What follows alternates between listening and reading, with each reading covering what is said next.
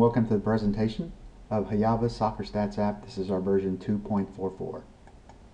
When you enter the app, you will be on the Team Setup tab.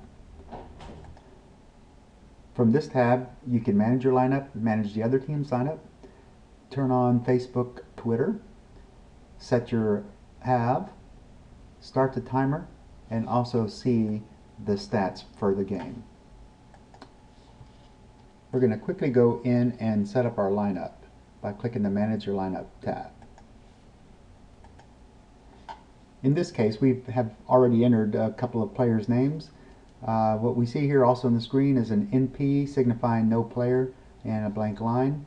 That is the default, and leave the NPs in so the icons for those players do not display when you go back to the stats entry screen. We're going to go ahead and change the name here of the team.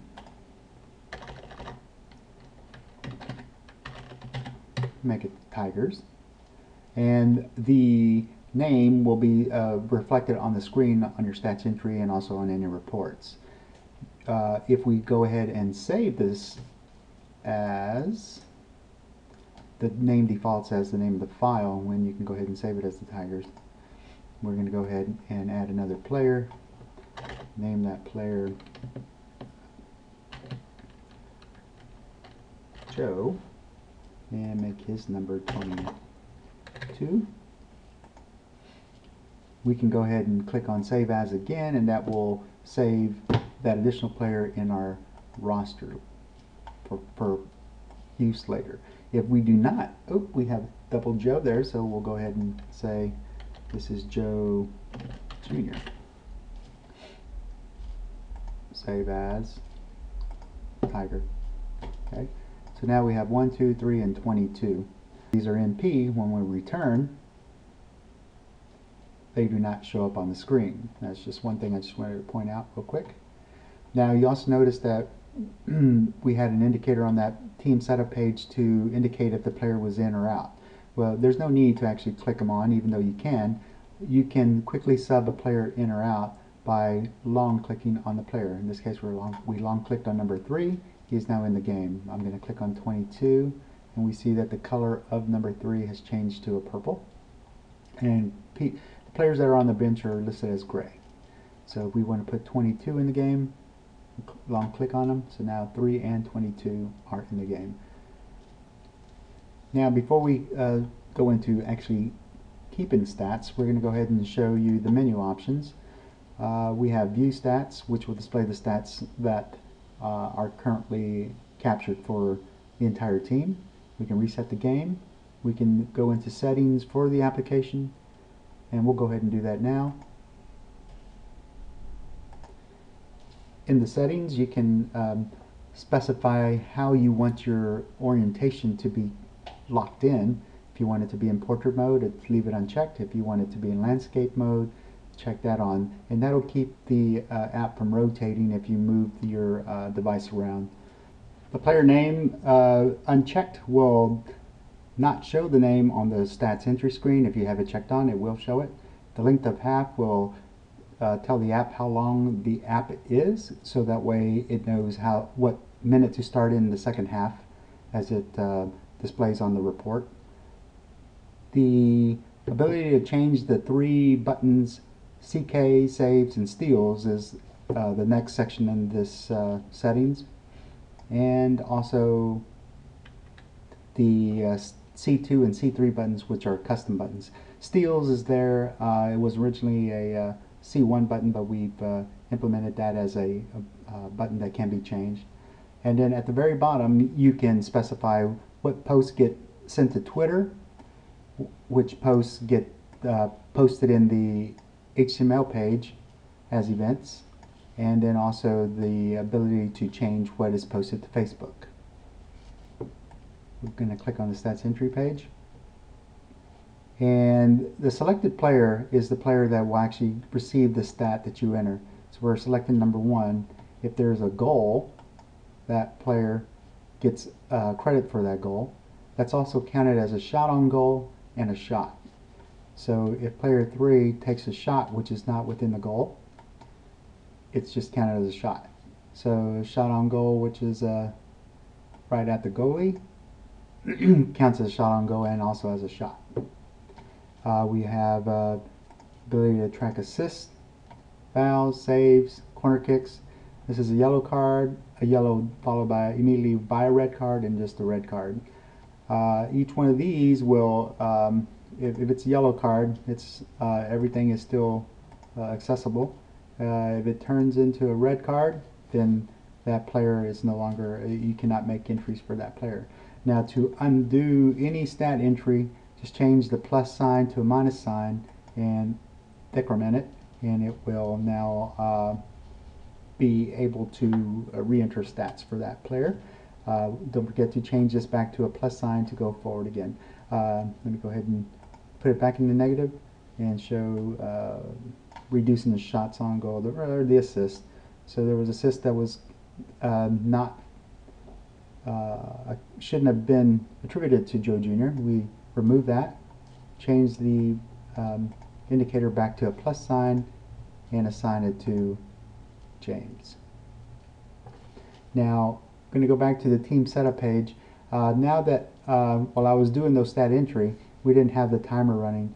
If we have the timer running, it will keep track of the minute that the event actually took place. So I'm going to click the menu button real quick, click on View Stats. Since we have captured some stats, they're all going to be noted as happening in the very first minute. Okay. Now I'm going to go ahead and go back, start the timer. Whoever is in the game will now start getting their playing time updated as we go through the game. So here we're at 10 seconds. We'll let it continue on for a while I talk about some other features. And now to update the minutes, if you want to see how long a player has been in a game, you just click on the update minutes played off the menu, and we can see now that Joe's been in for 1 minute and 23 seconds. James has not been in, and the other two players have been also in for 1 minute and 23 seconds. Go back to the menu again, update minutes played. You can see it's now 1 minute and 38, and that's keeping in sync with the timer that's running. So now if we do have a foul committed by Joe, and then we're we'll go ahead and say it was a goal, maybe shot by Joe Jr. Now if we go to menu and say View Stats, we'll see that the goal was awarded in the second minute. So now the score is 3-0, and Joe Jr. is the one who scored that goal. And also on the on the stats report, you see the amount of time they've played. Of course, you usually want to generate the stats at the very end of the game, but you can view them as the game goes on.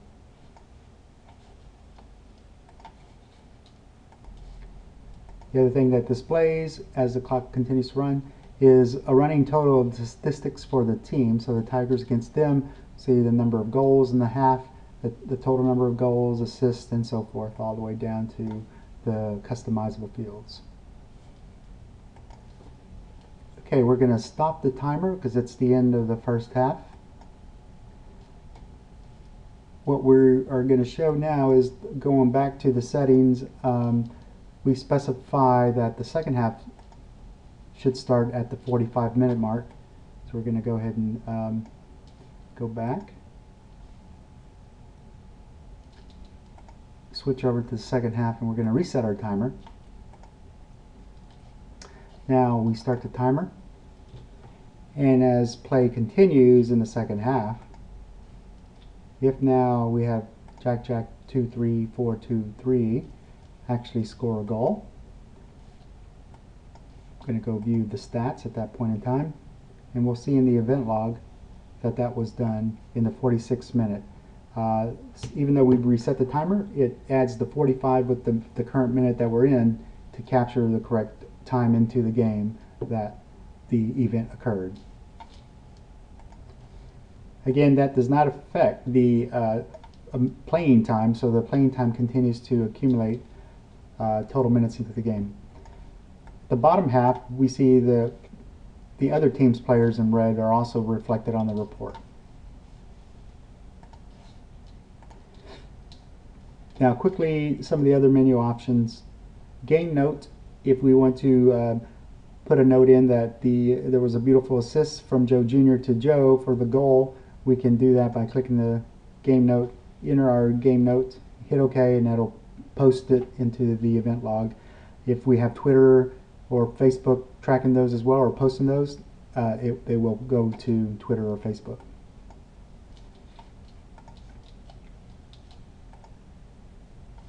Email with HTML is the view stats page that comes up that we just finished viewing.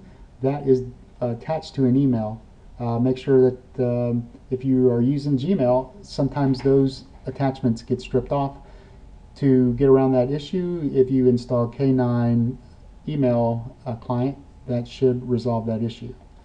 Same for email with Max Preps. So we support an extract that's importable into Max Preps. Just clicking that option will send you the extract that you can then import from your desktop. Email short is just a short email with just the stats of the team, no attachments on that. Email short with HTML is the short team information as well as the attachment, HTML attachment. Email with CSV is the team's stats, but it's in CSV format, so you can import it into Excel for creating a season stats, or just so you can import it into your own database. Save the game will allow you to save the game. It puts the name, the date, current date, and the teams that are playing, the Tigers versus them. You can change that if you would like. Click OK, and it saves all the information. So if I quickly come back here, reset the game, say OK, which resets all the values on the screen. We still have the same teams, but I can go ahead and reload that previously played game, Tigers versus them, and we see the stats have been updated. The last couple of items here on the menu is the ability to export a saved game and import games back in once you save them. This can be used for backup purposes or to transfer games between devices. So going back to the team setup page, before you can use Twitter, go ahead and stop the timer. Before you can use Twitter, you have to actually authenticate. You will usually see an authentication button here. Once it's been authenticated, then you can also remove authentication from Twitter. At this point here, we've authenticated previously. If we wanted to start using Twitter again, we just check it on, and now any goals or whatever we specified for Twitter would start being posted in Twitter. For Facebook, it works a little differently. To turn Facebook on, you check it on, and it will then prompt you with the page to authenticate. So that's what we see loading up here.